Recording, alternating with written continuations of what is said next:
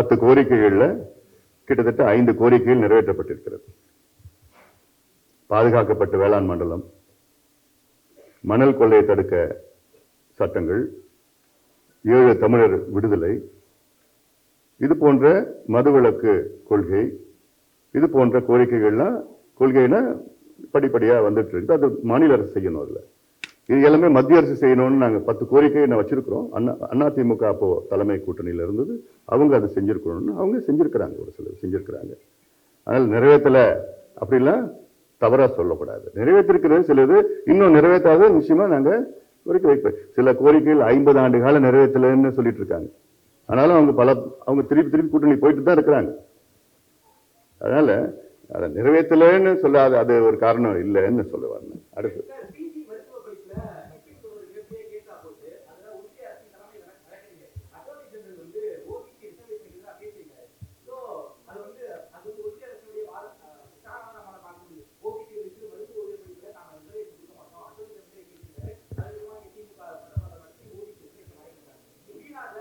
யார் வாங்கி கொடுத்தா?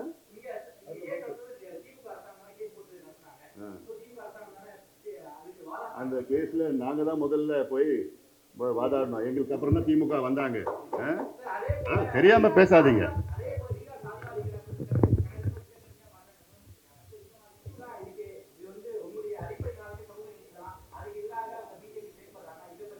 தண்ணி கொடுப்பா, கொஞ்சம் டென்ஷனா இருக்கு.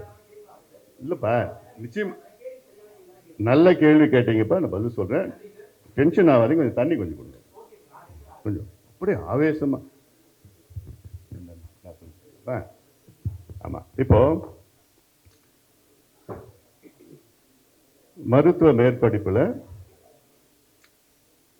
ஓபிசி ரிசர்வேஷன் வர வேண்டும் என்று முதல் வழக்கு போட்டது பாட்டாளி மக்கள் கட்சி தான். இங்க சென்னை உயர்நீதிமன்றத்தில் நாங்க போட்டோம். அடுத்தது உச்ச நீதிமன்றத்தில் நாங்க போட்டோம். நாங்க போட்ட வழக்கு நியாயமான கோரிக்கைகள் வைத்து 27 விழுக்காடு இடஒதுக்கீடு வாங்க வேண்டும் என்ற நோக்கத்திலே நாங்க போட்ட வழக்கு. ஆனால் திமுக அவர்கள் போட்ட வழக்கு 50 விழுக்காடு இடஒதுக்கீடு வேண்டும் என்று தவறான வழக்கு போட்டார்கள். அந்த தவறான வழக்குனால தான் இங்கே அது ரத்து செய்யப்பட்டு உச்சநீதிமன்றம் சென்றது. அங்கே மீண்டும் அந்த தவறான நடைமுறை திமுக வழக்கறிஞர்கள் செய்தார்கள். அங்கேயும் நாங்கள் தெளிவாக நாங்கள் சொன்னோம், 27 விழுக்காடுக்குள் வர வேண்டும் என்றுதான். இறுதியாக தீர்ப்பு வந்தது, எங்களுடைய கோரிக்கையை நிறைவேற்றும் முறையில் தீர்ப்பு வந்தது. திமுக மட்டும் அந்த தவறான அணுகுமுறை இல்லை என்றால் எப்போ வந்திருக்கிறோம். அதனால திமுக கொண்டு வந்தாங்கன்னு அரசாங்கம் இங்க இருக்குது, ஆனா இல்லாம இதை நாங்கள் கொண்டு வந்திருக்கிறோம். இருங்க, வரப்பா, வரம்பா, இருப்பா. இல்ல அவரு முடிச்சிட. சென்ட்ரல் கவர்மெண்ட் அப்போஸ் பண்ணிருக்கிறாங்கன்னா அது அவங்களுடைய நிலைப்பாடு. எங்களுடைய கொள்கைன்னு ஒண்ணு இருக்கு. இப்போ நான் அவனு கேட்கிறேன், திமுக கொள்கையும் காங்கிரஸ் கொள்கையும் ஒண்ணா? திமுக கொள்கையும் கம்யூனிஸ்ட் கொள்கையும் ஒண்ணா? காங்கிரஸ் கொள்கையும் திரிணாமுல் காங்கிரஸ் கொள்கையும் ஒண்ணா? காங்கிரஸ் கொள்கையும் கெஜ்ரிவால் ஆம் ஆத்மி பார்ட்டி கொள்கையும் ஒண்ணா? கேரளாவில் காங்கிரஸும் கம்யூனிஸ்டும் அடிச்சுக்கிறாங்க. கேரளாவில் ராகுல் காந்தி வயநாட்டில் போட்டியிடக்கூடாதுன்னு கடுமையா விமர்சனம் பண்ணி எதிர்க்கிறாங்க. ஆனால் கூட்டணியில் இருக்கிறாங்க. பாட்டாளி மக்கள் கட்சி எங்களுடைய கொள்கையை ஒரு துளியும் விட்டுக் கொடுக்க போவது கிடையாது. எந்த கூட்டணியில் சேர்ந்தாலும் எங்களுடைய கொள்கை மட்டுமல்ல, எங்களுடைய சித்தாந்தத்தை விட்டுக் கொடுக்க போவது கிடையாது. இன்னைக்கு தமிழ்நாட்டில் ஒரே கட்சி எங்களுடைய சித்தாந்தத்தை டைல்யூட் பண்ணாத இருக்கிற ஒரே கட்சி நாங்கள் தான். யார் வந்தாலும் சரி, தேர்தலுக்கோ எங்களுடைய அரசியலுக்கோ நான் விட்டுக் கொடுக்க போவது கிடையாது. அது நீங்களும் பார்த்துருக்கீங்க, மேபி உங்களுக்கு தெரியல, நீங்க அப்ப பிறந்திருக்க மாட்டீங்கன்னு நினைக்கிறேன்.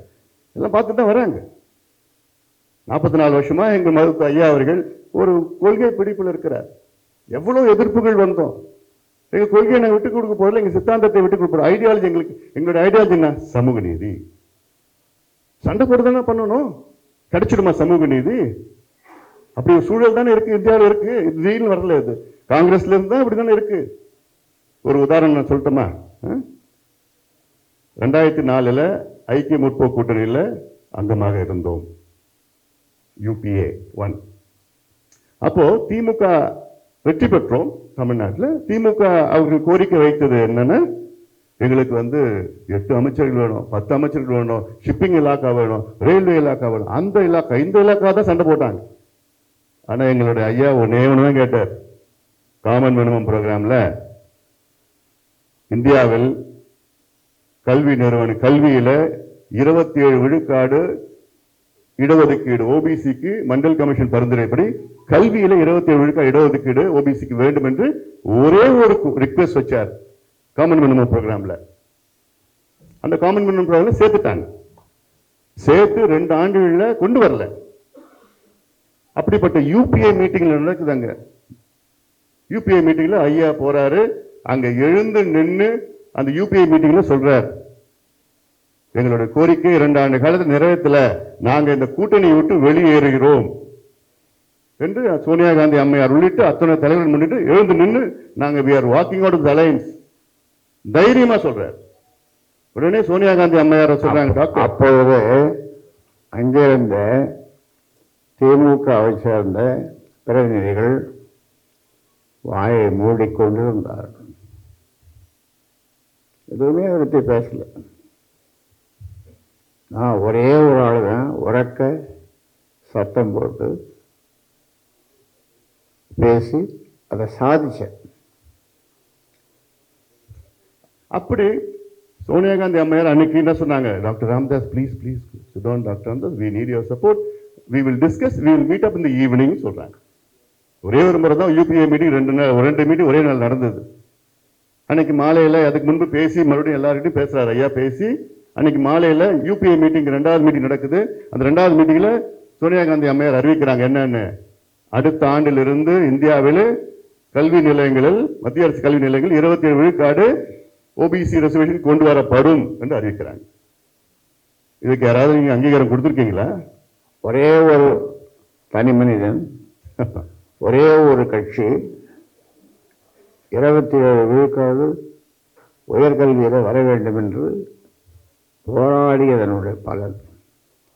அங்கே இருந்த மற்றவர்களெல்லாம் வேடிக்கையாக எனக்கு ரொம்ப கோபம் வந்தது. அன்னைக்கு லால் இருந்தார், ஓடி கேப் மம் ஏன் வாய மூடிட்டு வைக்கணும் ஒரே கத்து அவரை பார்த்து. இப்படி இந்த என்னுடைய கோபத்தை பார்த்த அம்மையார் தான் மாலையில் ஒரு கூட்டம் வைத்து அதை நிறைவேற்றினார். பிரணாப் முகர்ஜியும் ப. சிதம்பரமும் அந்த கொண்டு வந்தாங்க. அதை ரொம்ப கோபம் வந்தது. அதை படித்ததும் எல்லாம் எவ்வளோ சாதனை செய்திருக்கோம். அதனால இது நாங்கள் எங்கே கூட்டணியில் இருந்தாலும் நிச்சயமாக நாங்கள் சமூக நீதிக்கு எங்களை தவிர வேற யாரும் போராட மாட்டாங்க. இன்னொன்று சொல்லியிருந்தீங்கப்பா, நீங்கள் சொன்னது அட்டர்னி ஜெனரல் எதிர்த்தாருன்னு. அட்டர்னி ஜெனரல் எதிர்த்தது 27% எதிர்க்கல, 50% எதிர்த்தார். திமுக முன் வச்சாங்கல்ல அந்த வாதம், 50% தவறான வச்சாங்க பாரு, அதைத்தான் அட்டர்னி ஜெனரல் எதிர்த்தார். 27% எதிர்க்கல அட்டர்னி ஜெனரல். கொஞ்சம் தெரிஞ்சுட்டு நீங்க சொல்லுங்க. பீகார் இடஒதுக்கீடு அவங்க கூட்டணியில் இருந்தாங்க. அப்போ பிஜேபியும் சரி, நான் யாருக்கும் பிஜேபிக்கு நான் அப்படியே ஆதரவா நான் பேசணும்னு நான் பேசல, நான் நடந்தது நான் சொல்லிட்டு இருக்கிறேன். பீகார்ல சொன்னீங்க, கேள்வி கேட்டீங்க. பீகார்ல பிஜேபியும் சரி, நிதிஷ்குமார் அவர்கள் எல்லாம் சேர்ந்து, எல்லா கட்சியும் சேர்ந்து தான் அங்க இடஒதுக்கீடை உயர்த்தினாங்க. அங்க ஜாதிவாரி கணக்கு கொண்டு வந்தாங்க, இடஒதுக்கீடு உயர்த்தினாங்க. அதனால இது இன்னொன்னு மீண்டும் சொல்வது, எங்களுடைய கொள்கைகள் வேறு, பிஜேபி கொள்கைகள் வேறு, காங்கிரஸ் கொள்கைகள் வேறு, கம்யூனிஸ்ட் கொள்கைகள் வேறு, ஆம் ஆத்மி வேறு, எந்தெந்த கட்சிக்கு மதிமுக எல்லாம் ஒவ்வொரு கொள்கைகள் வச்சிருக்கிறாங்க.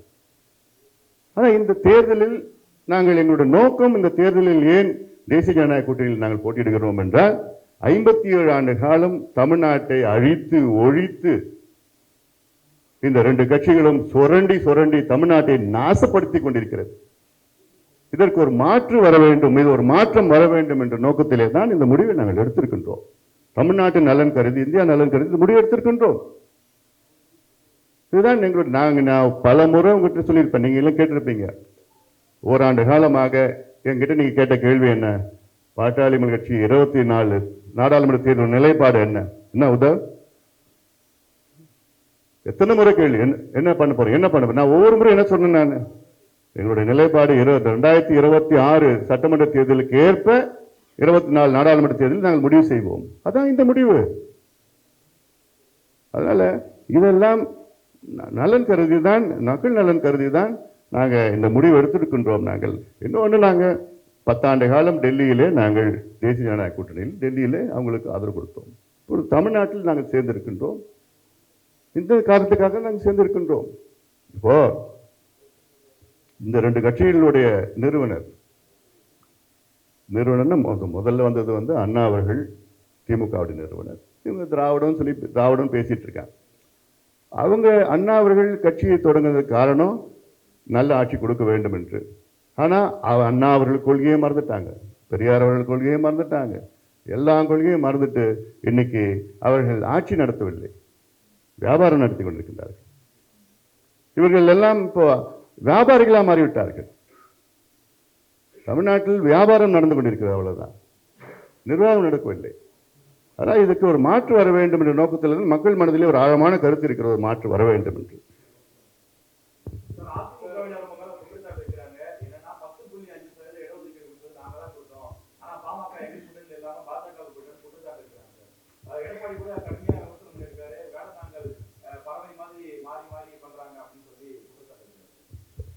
முதல்ல நாங்கள் வேடந்தாங்கல் பறவைகள் கிடையாது, வேடந்தாங்கல் சரணாலயம். எங்ககிட்ட யார் வந்தாலும் நாங்கள் பாதுகாப்பு கொடுப்போம், உயிர் கொடுப்போம், வாழ்க்கை கொடுப்போம், எங்களுடைய உழைப்பை கொடுப்போம், அவங்களுக்கு நல்வழிப்படுத்துவோம். அதனால நாங்கள் சரணாலயம். நாங்கள் அதாவது 10.5 அவங்க கொடுத்தாங்க அப்படின்னு சொல்றாங்க. அதாவது உங்களுக்கு ஒரு சாதாரணமாக வீட்டில் நடக்கிறத சொல்கிறேன். சோறு பொங்குறோம், அதை எடுத்து வெந்ததா வேகலையான்னு பெண்களை பார்க்குறாங்க.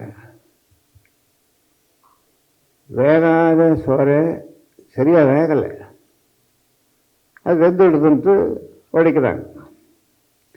அந்த மாதிரி இந்த 10.5 கொடுக்காம ஏமாற்றலாம் என்று அவர்கள் நினைத்த போது அவர்கள் நினைத்தார்கள், இதை கொடுக்காம ஏமாற்றலாம், ஆனால் இவங்க நம்மளோட கூட்டணியில் இருப்பார்கள் தொடர்ந்து. நாங்கள் தெளிவாக சொன்னோம், எங்களுக்கு கூட்டணி முக்கியமல்ல, இந்த 10.5 தான் என்று சொன்ன பிறகு கடைசி நாள்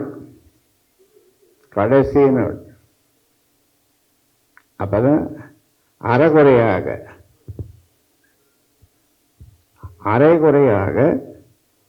அதை நிறைவேற்றினார்கள். அது நான் ஒரு வாரமாக சொல்லிட்டு இருந்தேன், முடிய போகுது சீக்கிரமாக அதை நிறைவேற்ற. ஒரு மாசமாக சொல்லிட்டு இருந்தோம். ஆனால் அமைச்சர்கள் 2 அமைச்சர்களாக என்னுடைய தோட்டத்திற்கு வந்தார்கள், போனார்கள். என்ன சொன்னார்கள்? நிறைவேற்றுவோம் 10.5 என்று போனார்கள். கடைசியில் எப்படியாவது அதை நிறைவேற்றக்கூடாது என்ற பிடிவாதத்தில் இருந்தார்கள். ஆனால் என்னுடைய பிடிவாதத்தினாலே அதனை எங்களுக்கு கூட்டணி தேவையில்லை, 10.5 தான் தேவை, நிறைவேற்ற இல்லையா, எங்களுக்கு சீட்டு முக்கியம் கிடையாது, கூட்டணி முக்கியம் கிடையாது, 10.5 தான் முக்கியம் என்று சொன்ன பிறகு அந்த அஸ்திரத்தை நாங்கள் போட்ட பிறகுதான் அவர்கள் அவசர கோலத்தில் அதை செய்கிறாங்க.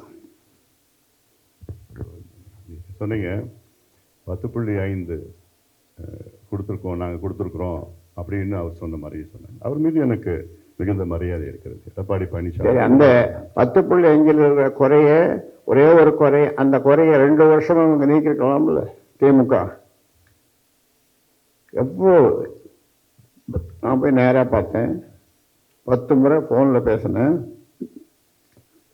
தம்பி, இந்த ஊமை ஜனங்களுக்கு உங்களை விட்டால் யார் இருக்காங்க, நீங்கள் தான் செய்யணும். சரிங்க ஐயா, சரிங்க. கடிதம் 10 கடிதம் எழுதினேன். அவர் பல முறை போய் நேராக பார்த்தார், கடிதங்கள் கொடுத்தார் அன்புமணி, எல்லாம் பண்ணோம். ஆனால் 2 வருஷமாக அந்த கோரிக்கை குப்பையில் கிடக்கு. கோரிக்கை குப்பையில் தூக்கி போடுறாங்க. ஏனென்றால் அவர்களுக்கு நாங்கள் சொல்கிறோம், எல்லா மக்களுக்கும் சமூக நீதி கிடைக்க வேண்டும். கடையோடி மக்களுக்கும் சமூக நீதி கிடைக்க வேண்டும். அவர்களும் படிக்கணும், அவர்களும் வேலைக்கு போகணும், அவர்களும் வாழணும், 3 வேளை நல்லா சாப்பிடணும். எந்த சமுதாயம் தமிழ்நாட்டில் 370 ஜாதிகள் இருக்கு. 370. இது மத்திய அரசு எடுத்த புள்ளி விவரம் ஒரு 1985. அவ்வளவு ஜாதிகளுக்கும் இடஒதுக்கீடு கிடைக்க வேண்டும், படிக்க வேண்டும், எல்லாரும் ஒரு சமநிலை இருக்க வேண்டும் என்று நாங்கள் தொடர்ந்து சொல்லி வருகிறோம். சமூக நீதி அற்ற, சமூக நீதி இல்லாத, சமநிலை இல்லாத சமுதாயத்தில் நாம் வாழ்ந்து கொண்டிருக்கிறோம். இதை சரி செய்யணுன்றதுதான் பாட்டாளி மக்கள் கட்சியின் கொள்கை. இந்த கொள்கையை நீங்கள் அனைவரும் ஆதரிக்க வேண்டும். முன்னாள் முதலமைச்சர் எடப்பாடி பழனிசாமி அவர்கள் மீது எங்களுக்கு மிகுந்த மரியாதை இருக்கிறது. அவர் சொல்லியிருக்கின்றார், நாங்கள் 10.5 விழுக்காடு எழுதி கொடுத்தோம், அவர்கள் எங்களுடன் கூட்டணி வரவில்லை என்று. 2019 அவர்களுக்கு நாங்கள் ஆட்சியை கொடுத்தோம். நாங்கள் இல்லை என்றால் அவரால் ஆட்சியை தொடர்ந்து நடத்த முடியாத ஒரு சூழல் இருந்திருக்கு. எங்களால் அவர்கள் ஆட்சி தக்க வைத்து தொடர்ந்து 2 ஆண்டு காலமாக முதலமைச்சராக அவர்கள் பணியாற்றினார்கள். அதன் பிறகு இந்த 2 ஆண்டு காலத்திலே பல முறை அவர்களை வலியுறுத்தி சாதிவாரி மக்கள் தொகை கணக்கெடுப்பு நடத்துங்கள், வன்னியர்களுக்கு இடஒதுக்கீடு கொடுங்கள் என்று பல முறை வலியுறுத்தி அத்தனையோ முறை மருத்துவர் ஐயா அவர்கள் நேரடியாக பார்த்தார்கள். நானும் நேரடியாக பார்த்தேன். போராட்டம் நடத்தணும், ஆர்ப்பாட்டம் நடத்தணும், எல்லாம் நடத்தணும். ஆனால் எவ்வளோ நடத்தியும் தேர்தலுக்கு முன்பு வரை அதை இழுத்து இழுத்து இழுத்து தேர்தல் கடைசி நாள் தேர்தல் ஆணையம் 4 மணிக்கு பேட்டி கொடுக்குறான்னு சொல்றாங்க, ஊடக சந்திப்புன்னு சொல்ற, பிரஸ் மீட் சொல்ற, 4 மணிக்கு 1 மணிக்கு நிறைவேற்றுறாங்க. அது உள்ள நடந்ததெல்லாம் என்னால் வெளியில சொல்ல முடியல. ஏன் இது ஒரு வாரத்துக்கு முன்னாடி உங்களுக்கு உண்மையிலே உங்க மனசுல இந்த மிக மிக மிக மிக பின்தங்கிய சமுதாயத்திற்கு இடஒதுக்கீடு கொடுக்கணும்னா உங்க மனசுல இருந்ததுன்னா நீங்க ஒரு வாரத்துக்கு முன்னாடி கொடுத்துட்டீங்க, 1 மாசத்துக்கு முன்னாடி கொடுத்துருக்கீங்க, நாங்க ஒரு 2 ஆண்டு காலமா கேட்டுட்டு இருக்கோமே. அப்போ நீங்க இதை வச்சுதான் நீங்க தேர்தல் கூட்டணி வந்தா நாங்க கொடுப்போம், இவ்வளவுதான் கொடுப்போம், இப்படி எல்லாம் சொல்லி சீட்டுக்கு இவ்வளவுதான் நான் இது பண்ணுவோம், இப்படிலாம் சொல்லி இதை வச்சுட்டு நீங்க பேசுறது இது சமூக நீதிக்கு அழகு கிடையாது. 1. 2வது, அந்த அவசரமா கொடுத்து அதுல ஆணையம், தணிக்காச்சலம் ஆணையத்துல ஒரு ரிப்போர்ட் போயிருக்கணும். ஆனா தணிக்காச்சலம் ரெக்கமெண்டேஷன் வந்திருக்கு, அவர் தனிப்பட்ட முறை ரெக்கமெண்டேஷன் வந்தது. அந்த ஆணையம் ரெக்கமெண்டேஷன் வந்ததுன்னா சட்டமன்றத்தில் நின்று இருக்கும். அது பேக்வர்ட் கிளாஸ் ரெக்கமெண்டேஷன் வந்திருக்கும், பேக்வர்ட் கிளாஸ் சேர்மன் ரெக்கமெண்டேஷன் வந்திருக்குது, அவ்வளவுதான். இதெல்லாம் அவ்வளோ பிழைகள், அவ்வளோ அவங்களுக்கெல்லாம் தெரியும். அதில் நாங்கள் கேட்டது 15-16 விழுக்காடு கேட்டோம், அவங்க கொடுத்தது 10 கொடுத்தாங்க. சரி, பரவாயில்ல, மற்றவங்களை எல்லாருக்கும் கிடைக்கணும், அப்படி அந்த நிலைப்பாடு தான் எடுத்திருக்கிறோம் நம்ம. சரி, அது 10 கொடுத்தாங்க. சரி, அதன் பிறகு நீதிமன்றம் ரத்து பண்ணிடுச்சு 10. ரத்து பண்ண பிறகு கொடுத்த எடப்பாடி பழனிசாமி அவர்கள் அதை மீண்டும் அந்த சட்டம் கொண்டு வர வேண்டும் என்று ஏதாவது ஒரு முறை எங்கேயாவது சொல்லியிருக்கிறார்? அவரு கொடுத்தும் சொல்றாரு, அவர் கொண்டு வந்த சட்டம் சொல்றார், அவர் கொண்டு வந்த சட்டம் ரத்து பண்ணிட்டாங்க. இவர் எங்கேயாவது ஒரு இடத்துல நான் கொண்டு வந்த சட்டத்தை ரத்து பண்ணிட்டாங்க, அதை மீண்டும் அரசு கொண்டு வரணும் அப்படி யாராவது இவர் பேசினாரா? இல்ல இவர் சார்ந்த நான் கேட்கிற ஒரு 5 அமைச்சர்கள், முன்னாள் அமைச்சர்கள் திமுக அதிமுக இருக்கிறாங்க, ஏன் அவங்க வச்சு யாரும் பேசலாமே? ஏன் பேசல? இது வரைக்கும் இன்னைக்கு வரைக்கும் பேசலையே. இன்னைக்கு பேசுறது தைரியம் இருக்கா அவருக்கு? இந்த சட்டம் வரணும்னு தைரியம் இருக்கா அவருக்கு? வெளியில தேர்தல் முடிச்ச உடனே அவங்க பேசுறது என்ன? 10.5 நாங்க தோத்தோம், 10.5 தோத்தோம், வார்த்தைக்கு வார்த்தை தோத்தோம். எப்படி? கொடுத்ததுனாலதான் நீங்க 66 சீட் ஜெயிச்சீங்க. 66 36 எங்களுடைய பங்களிப்பு இல்லைன்னா 36 சீட் ஜெயிச்சிருக்க மாட்டீங்க. நாங்க 5 நான் சட்டமன்ற தொகுதியில் நாங்கள் வெற்றி பெற்றோம். அதுவும் அவங்களோட ஆதரவாளர் வெற்றி பெற்றோம். ஆனால் நாங்கள் 15 ஜெயிச்சிருக்கணும், ஒரு 5 தான் ஜெயிச்சிருக்கிறோம். கன்வெர்டிபிலிட்டி வரல, கன்வெர்டிபிலிட்டி வரல. அதெல்லாம் ஐ don't want to micro analysis, will discuss later. ஏன்னா இது ப்ரெஸ் மீட், இது மைக்ரோ அனலைசிஸ்னா அது நிறைய இருக்குதா இல்லை, எந்த தொகுதியில் வரலன்னு கன்வெர்டிபிலிட்டி வரல அதில். அடுத்தது கடந்த 6 மாதமாக திரு எடப்பாடி பழனிசாமி அவர்கள் விசிகே வாங்க வாங்க வாங்க வாங்க வாங்கன்னு உருவிட்டு இருந்தார். ஒரு முறை, 2 முறை, 4 முறை, 5 முறை, எத்தனை முறை கேட்டுட்டு இருக்கார் திரு திருமாவளவன் அவர்கள், எங்க கூட்டணிக்கு வாங்க, எங்க கூட்டணிக்கு வாங்க, எங்க கூட்டணிக்கு வாங்க. சீமான் அவர்களை கேட்டுட்டு இருக்கிறார். கடைசியில் யாரும் வரல. அதன் பிறகுதான் எங்க கிட்ட கோரிக்கை வாங்க. எவ்வளவு சொல்லணும்னா எவ்வளவு இருக்கு. But I don't want to இதுக்குள்ள போக விரும்பல. நான் முடிவு எடுத்துட்டோம், அதான் இன்னும் எங்களுடைய நிலைப்பாடு எடுத்துட்டோம். எதுக்கு எடுத்தோம் நிலைப்பாடுன்னா, நான் சொன்ன காரணத்தான் எடுத்திருக்கோம். 2 பேரும் மாறி மாறி மாறி மாறி ஆட்சி பண்ணிட்டு இருக்கிறாங்க. ஆனா ஆட்சின்னு அவங்களுக்கு என்னன்னு தெரியல. இப்போ அந்த நிலைக்கு வந்துட்டாங்க. தொடக்கத்தில் அவங்களுடைய தலைவர்கள் அண்ணா அவர்களோ அவங்களுடைய நல்ல எண்ணத்தால் தான் வந்தாங்க, ஆட்சி பண்ணாங்க.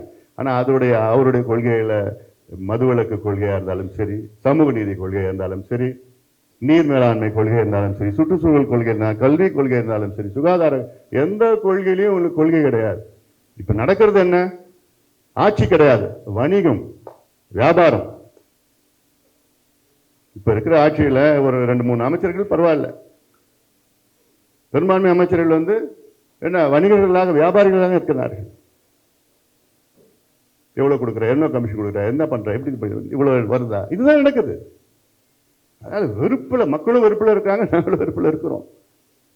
ஐயா சொன்னார்ல, 2 ஆண்டு காலம் உங்களுக்கு அந்த 10.5 விழுக்காடு கொடுப்பதற்கு என்ன பிரச்சனை? உச்சநீதிமன்றம் சொல்லி தீர்ப்பு சொல்லி 2 ஆண்டுகள் ஆகிறது. உச்சநீதிமன்றம் என்ன தீர்ப்பு சொன்னாங்க? தமிழ்நாட்டில் வன்னியர்களுக்கு 10.5 விழுக்காடு இடஒதுக்கீடு கொடுப்பதற்கு தடை கிடையாது. கொடுப்பதற்கு முன்பு அதை நியாயப்படுத்துங்கள், தரவுகளை வைத்து நியாயப்படுத்துங்கள்.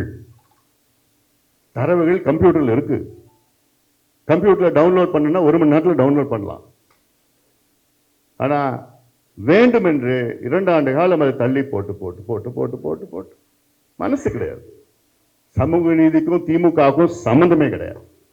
நான் இந்த ஒரு பிரச்சனை மட்டும் சொல்லல, ஜாதிவாரி மக்கள் தொகை கணக்கெடுப்பு நடத்தணும்னு தொடர்ந்து வலியுறுத்தி வரணும். எங்களுடைய ஐயா 44 ஆண்டு காலம் வலியுறுத்தி வரார். இது சம்பந்தமாக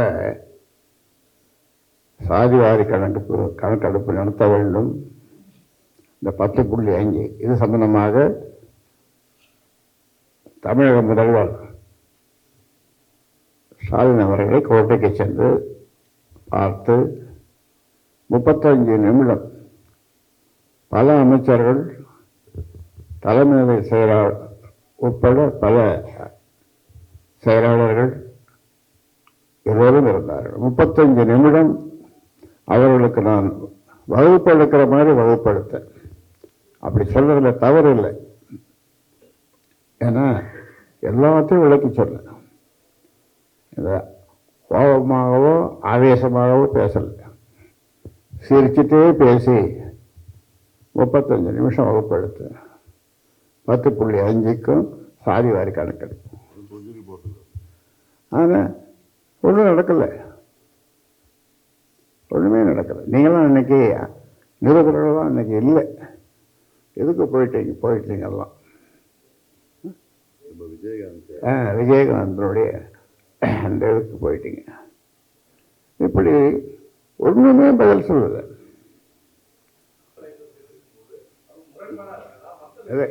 என்ன கடுமையாக விமர்சனம் பண்ணோம்? நாங்கள் யாரையும் நாங்கள் விமர்சனம் பண்ணல, அதாவது கடுமையாக விமர்சனம் பண்ணுறதில்லை. ஏன்னா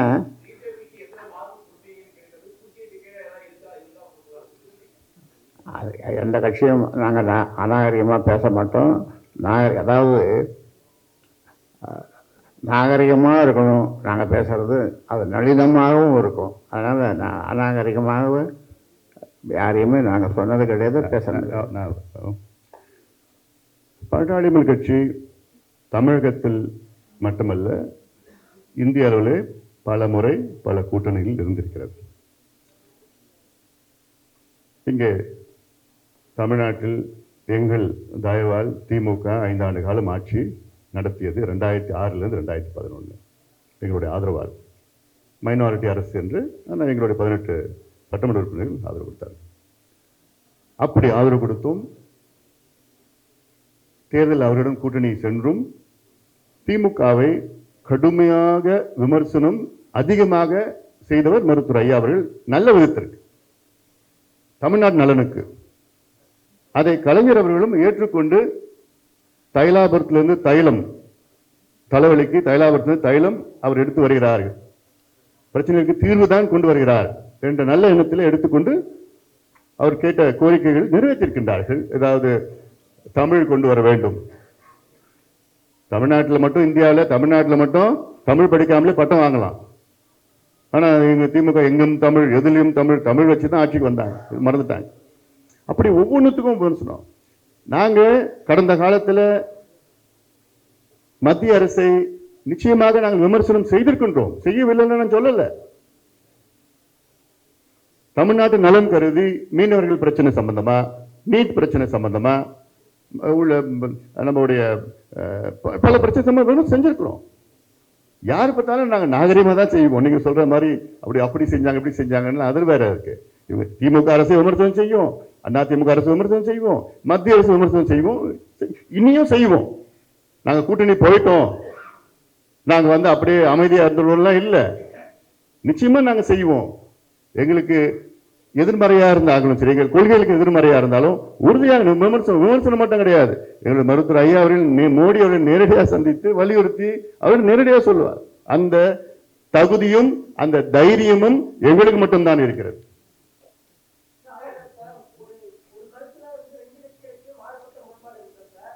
அப்போ இந்தியாவில் எந்த கட்சியும் கூட்டணியே போக முடியாது. இல்ல அதான் சொல்றேன், இந்தியாவில் எந்த கட்சியும் கூட்டணியே போக முடியாது. நீங்க சொல்ற கருத்து வச்சுக்கிட்டா இந்தியாவில் எந்த கட்சியும் கூட்டணி போக முடியாது. இப்ப நீங்க திமுக கூட்டணி எடுத்துக்கீங்களேன். ஒரு முறை பல ஆண்டுகளுக்கு முன்னால சீனியர் நிருபர்கள் இங்க இல்லை, அவங்களுக்கு என்ன சொன்னா, ஒரு தேர்தல் வருது, எல்லாரும் எல்லா கட்சிகளும் தனித்தனியாக நில்லுங்கள் அப்படின்னு சொன்னேன். அதான் சொல்றாரு. நாங்க தயாரா இருக்கிறோம். இவங்க தயாரா இருக்கிறாங்களா? தமிழ்நாட்டில் கூட்டணியே வேண்டாம், எல்லா கட்சியும் தனித்தனியாக நின்றுடும். அது நாங்க ரெடி, இந்த சேலஞ்சுக்கு நாங்க ரெடி. வேற வேற வேற யார், ஒரு நிமிஷம் முடிச்சிடறேன். வேற யாரும் கூட்டணி எந்த கட்சியும் போக வேண்டாம். அவங்க கொள்கை பிடிப்பு இருக்கட்டும், மக்கள் முடிவு செய்வாங்க. அப்படி எந்த கட்சியும் தயாரா இருக்காங்களா?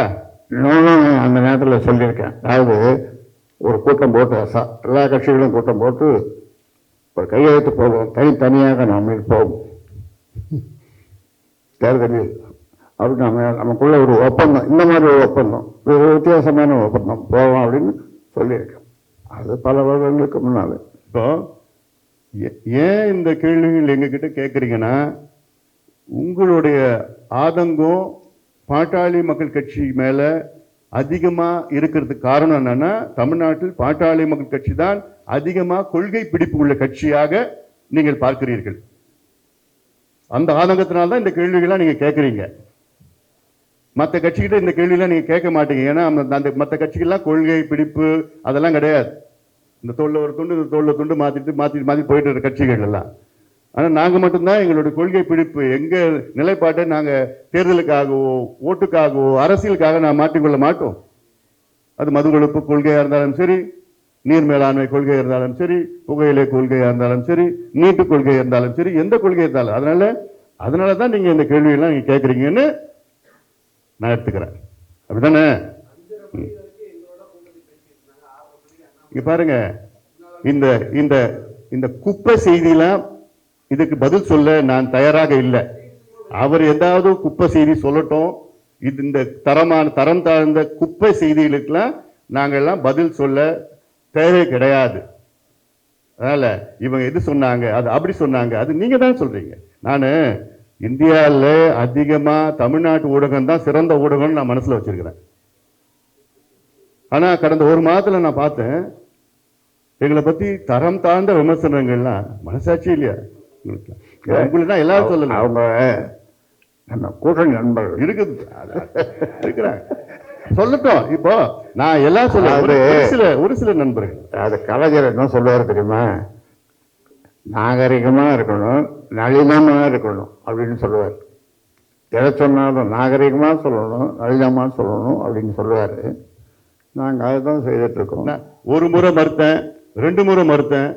அப்புறம் ஒவ்வொரு முறையும் நீங்க பொய் செய்தி போடுறப்ப என்னால மறுக்க முடியாது.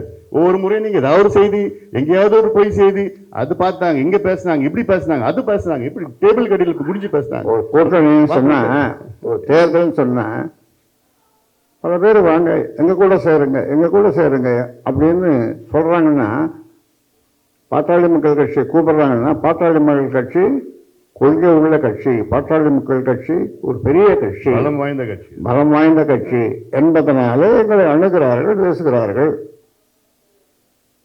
அதில் என்ன தவறு?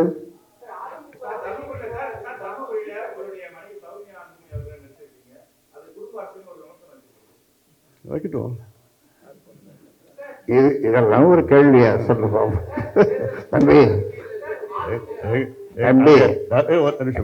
தருமபுரியில எங்களுடைய கட்சி தொண்டர்கள், நிர்வாகிகள் 100 விழுக்காடு ஐயாவை சந்தித்து எங்களுக்கு அவரை போன்ற ஒரு வேட்பாளர் கொடுங்கள், அவரை வேட்பாளராக கொடுங்கள் என்று கோரிக்கை வைத்தார்கள். அங்கே நாங்கள் வெற்றி பெற வேண்டும், அந்த நோக்கத்திலே தான் ஐயா அவர்கள் அவரை நியமனம் செஞ்சிருக்கிறார்.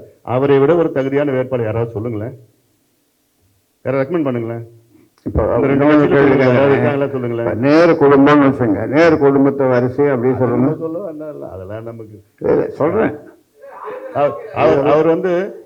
அவர் முனைவர் பட்டம் பெற்றிருக்கிறாரு, சமூக நீதிக்காக பாடுபட்டு இருக்கிறாரு, காலநிலை மாற்றம், பசுமை தாயகம், லட்சக்கணக்கான மரங்களை நட்டிருக்கிறார், ஐநா சபையில் பேசியிருக்கிறார், பெண் உரிமை பற்றி எத்தனையோ போராட்டங்கள் நடத்தியிருக்கிறாரு. இந்த சமீபத்தில் கூட எண்ணூர்ல போய் அந்த கழிவு வந்தது, அப்போ போய் நேரடியாக போய் அந்த மக்களை சந்திச்சு அங்கே போராட்டம் பண்ணியிருக்கிறாரு. இவரை விட நல்ல படித்தவர், பண்புள்ளவர், ஹிந்தியும் தெரியும். அதனால இவரை விட ஒரு தகுதியான ஒரு வேட்பாளர் இல்லை. அதனால அந்த தகுதிக்காக ஐயா அவர்கள் அவங்களுக்கு வாய்ப்பு கொடுத்திருக்கிறார்.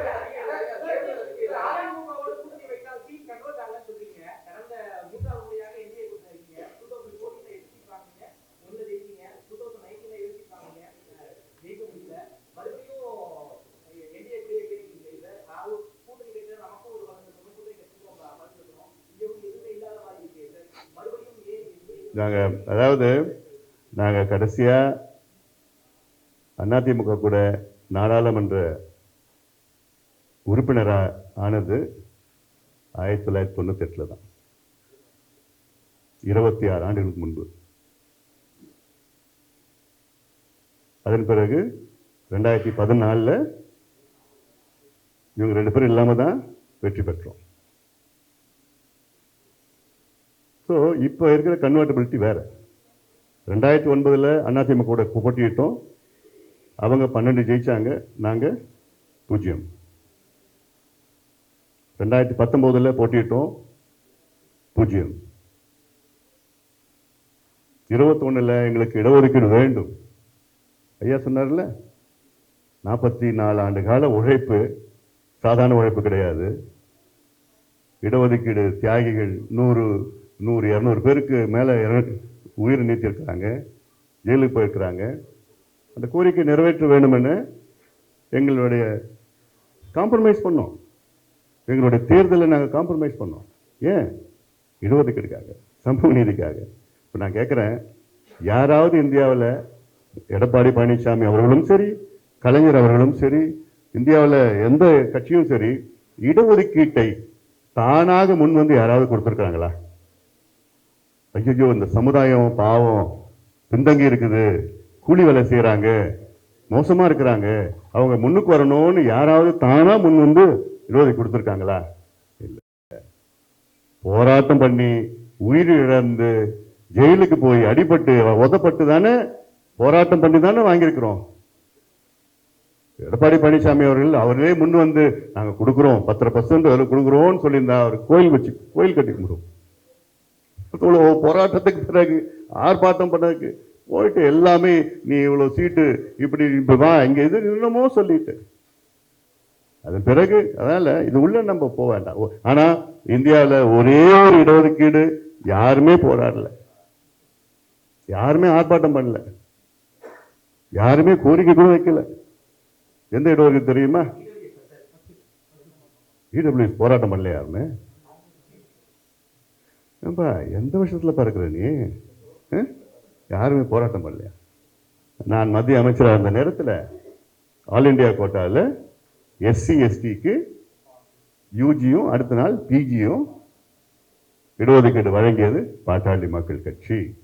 இதுக்கு யாரும் ஒரு நபரோட போராடல, ஒரு நபர் ஆர்ப்பாட்டம் பண்ணல, கோரிக்கை எதுவும் வைக்கல. நாங்கள் தான் கொடுத்தோம். ஏன்னா சமூக நீதி எங்கள் ரத்தத்தில் இருக்கு, எங்கள் உணர்வில் இருக்கு. எங்கள் கொள்கை மட்டும் இல்லை, எங்கள் சித்தாந்தம் மட்டும் இல்லை, எங்களுக்குள்ள ஊறி இருக்குது. அது எங்களோட எந்த சமரசமும் சமூக நீதிக்காக எந்த கூட்டணி சேர்ந்தாலும் நாங்கள் அதை சமரசம் ஆக மாட்டோம்.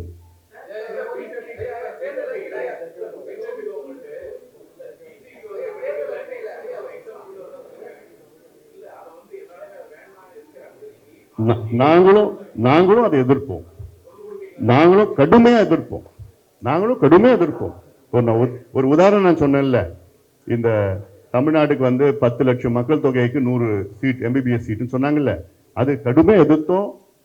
2வது முறை கடிதம் எழுதணும். நான் கடிதம் 2வது முறை எழுதி அங்க கொஞ்சம் பேசி 4-5 நாள்ல அறிவிப்பு வருது என்னன்னு, இந்த வருஷம் நாங்க இல்லைன்னு சொல்லி அடுத்த வருஷமும் அதை கொடுத்து நிரந்தரமா எடுத்துரும். அதே போல நெக்ஸ்ட் தேவை கிடையாது. அதெல்லாம்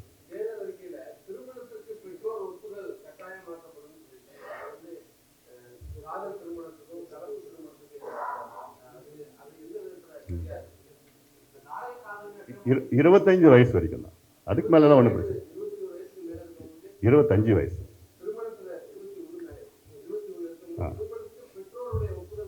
இல்லை, பெற்றோர்களுடைய பெற்றோர்களுடைய ஒப்புதல் வேணுமா வேணாமா?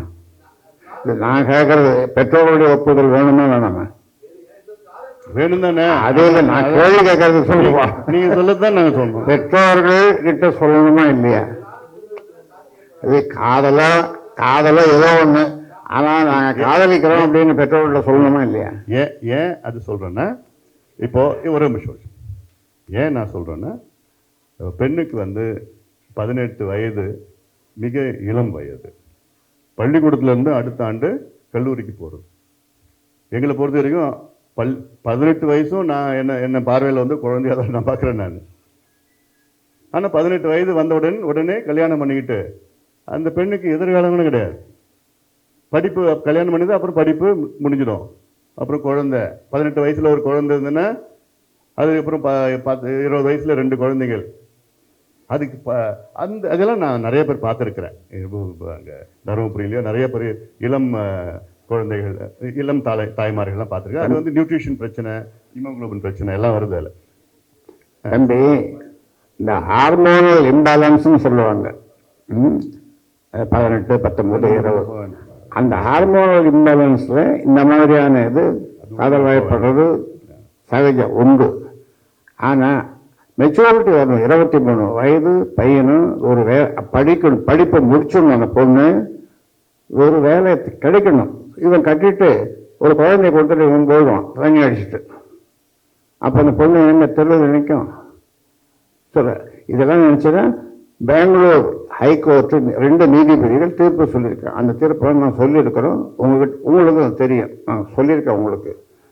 அதனால் அது பெற்றோர்கள் சம்மதம் கட்டாயம் வாங்கணும். அவங்க சம்மதிக்கலைன்னா வயசு இருக்குது, வேலை இருக்குது, அதெல்லாம் பொருத்தமாக இருக்குதுன்னு சொன்னால் செய்கிறது தவறு இல்லை.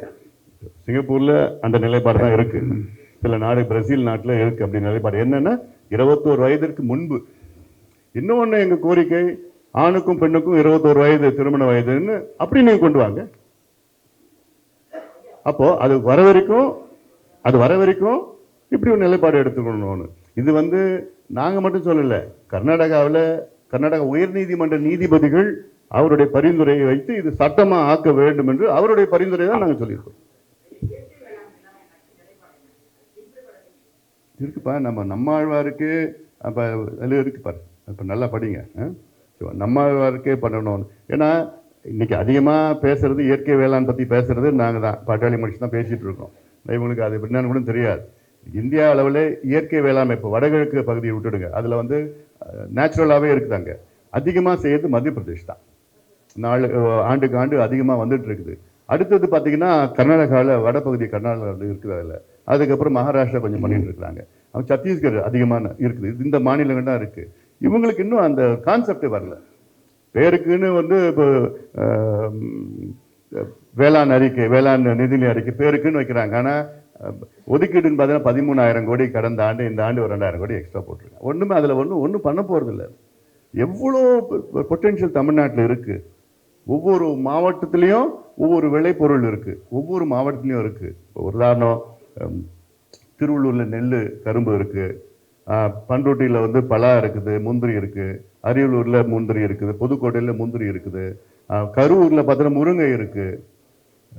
அப்புறம் வாழை, திருச்சியில் முழுக்க வாழை இருக்குது. காஃபி, அந்த மலையில் காஃபி இருக்குது. மாம்பழம் இருக்குது, தக்காளி இருக்குது. ஒரு மாவட்டத்தில் தருமபுரியில் தக்காளி, மாம்பழம், இது எல்லாமே இருக்குது. இது பதப்படுத்தி, மேம்படுத்தி, மதிப்பு கூட்டி இதெல்லாம் செய்யலாம். இது எவ்வளோ லட்சக்கணக்கான வேலைகளை உருவாக்கலாம். ஆனால் அந்த கான்செப்ட் இவங்களுக்குலாம் இல்லை. சும்மா போய் அதே பாலிஷ்டாக அங்கே சொல்லி அறிக்கை வச்சுக்கிட்டு தேர்தல் வச்சு நடத்திட்டு இருக்கிறாங்க. நியாயமான கோரிக்கை, உறுதியாக நாங்கள் நியாயமான கோரிக்கை இது. ஏன்னா இப்போ இயற்கை வேளான்னு சொல்லிட்டு இப்போ அதில் ஆர்கானிக், இயற்கை வேலைன்னா நேச்சுரல் ஃபார்மிங், அந்த கான்செப்ட் நேச்சுரல் ஃபார்மிங்னு வருது. இல்லை, இதுக்கு முன்பு ஆர்கானிக்னு வந்து அந்த ஆர்கானிக் வார்த்தையே ஒரு மாதிரியானது. ஏன்னா நம்ம ஊரில் ஆர்கானிக் பண்ண முடியாதுன்னா என்ன, ஏன் பண்ண முடியாதுன்னா பக்கத்து நிலத்துக்காரங்க வந்து அவன் வந்து பூச்சிக்கொல்லி போடுவான், அவன் ரசாயன உரம் போடுவான் பக்கத்தில்.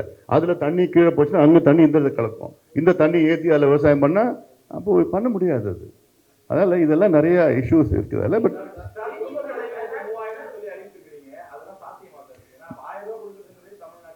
எங்களுடைய ஆசை, எங்களுடைய நோக்கம், என்னுடைய ஆசை, அது சண்டை போட்டு அழுத்தம் கொடுப்போம். ஏன்னா இந்த அதாவது குடும்பத் தலைவர், ஏழை குடும்பத் தலைவர் எல்லாத்துக்கும் நான் சொல்ல, இங்கே இருக்கிற மாதிரி எல்லாத்துக்கும் நான் சொல்லலை, ஏழை குடும்பத் தலைவர்களுக்கு. ஏன்னா ரொம்ப இந்த மாதிரி ஒரு சூழல்.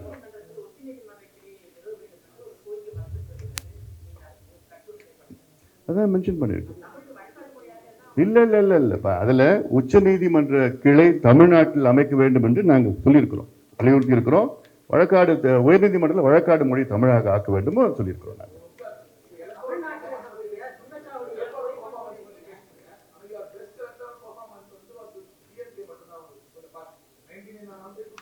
இல்லை, என்ன, I don't want to go into that analysis, in depth analysis. இதெல்லாம் இருக்கலாம், இல்லாமல் போகலாம். பட் ரீசன் பாஸ் சொல்கிறேன். இந்த ரீசன் பாஸ் லாஸ்ட் ஒரு 10-15 இயர்ஸ் சொல்லிட்டு இருக்கேன் நான். ஆனால் அதுக்கு முன்னாடி வேறு விதமான இருக்கும், நிலைப்பாடு இருந்திருக்கும். அதில் சொல்லி இப்போ சமீபத்தில் இருப்பா. இல்லை, எங்களுடைய நான் சொல்லியிருக்கேன், எங்களுடைய நோக்கம் இந்த தேர்தல் பொறுத்த வரைக்கும் 57 ஆண்டு காலம் ஆட்சி செய்த இந்த கட்சிகளுக்கு மாற்றாக ஒரு நிலைப்பாடை நாங்கள் எடுத்திருக்கிறோம். நாங்கள் அதனால எடுத்திருக்கிறோம். நம்ம பார்க்கலாம்.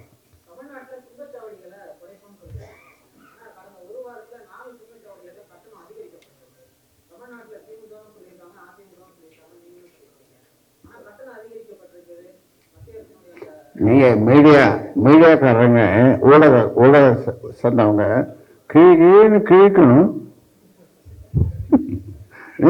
நீங்க கிழிச்சீங்கன்னா அது பரவலா போகும். அது ஒரு வலிமை இருக்கும். நாங்களும் கிழிப்போம், நீங்களும் சேர்ந்தெல்லாம் கிழிக்கணும். தமிழ்நாட்டில் இப்போ 47 சுங்கச்சாவடிகள் இருக்கிறது.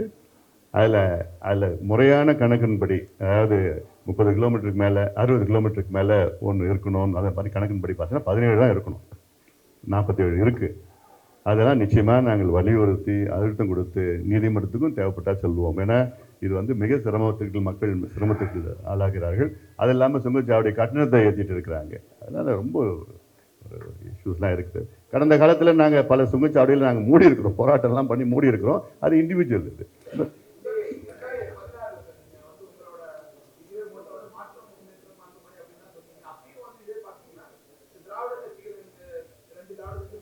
நீங்கள் தான் ஆதரவே கொடுக்கலையா அப்போ? இல்லை நீங்கள் ஆதரவு கொடுக்க, நீ ஆதரவே கொடுக்கலையா? அதை பற்றி கொடுக்குறீங்களா? ஆதரவு கொடுக்குறீங்களா? இல்லை இல்லை நான் கேட்குறேன், நீ இல்லை நீங்கள் ஆதரவு கொடுக்குறீங்களான்னு கேட்குறேன். எங்களுக்கு கொஞ்சம் தைரியம் அப்படி எவ்வளோ சொல்லுங்க. என்ன ஸ்டாண்டு?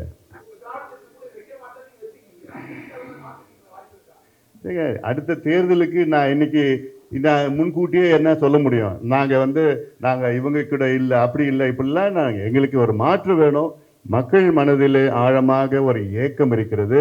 இந்த 2 பேரும் போதும், வாய்ப்பு கொடுத்தாச்சு, தே ஹவ் அவுட்லிவ்ட் தியர் யூட்டிலிட்டி, இவங்களால மக்களுக்கு புதுசாக எதுவும் கொடுக்க முடியாது அப்படின்னு ஒரு எண்ணம் மக்கள் மனதில் இருக்கிறது. அதனால இவங்க 2 பேரும் போதும், அந்த நிலைக்கு மக்கள் வந்துட்டாங்க.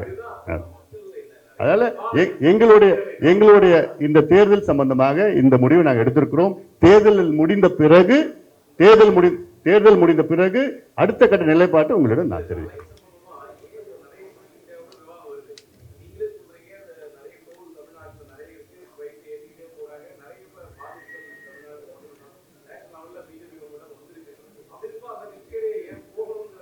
இப்போ ஒரு உதாரணம், காங்கிரஸ் ஆட்சியில தான் இலங்கை தமிழர்கள் படுகொலை செய்யப்பட்டார்கள். ஏன் திமுக கூட கூட்டணி போனோம்? கேட்கிறேன். நீட் தேர்வு காங்கிரஸ் தான் கொண்டு வந்தது. ஏன் திமுக கூட கூட்டணிக்கு போனோம்? கேளுங்க இந்த கேள்வியில் அவங்க கிட்ட வர பதில். அதனால இது எங்களுடைய நிலைப்பாடு. ஒவ்வொரு கடந்த காலங்கள் எங்களுடைய இஷ்யூஸ் எடுத்துட்டு தான் நாங்கள் போகிறோம்.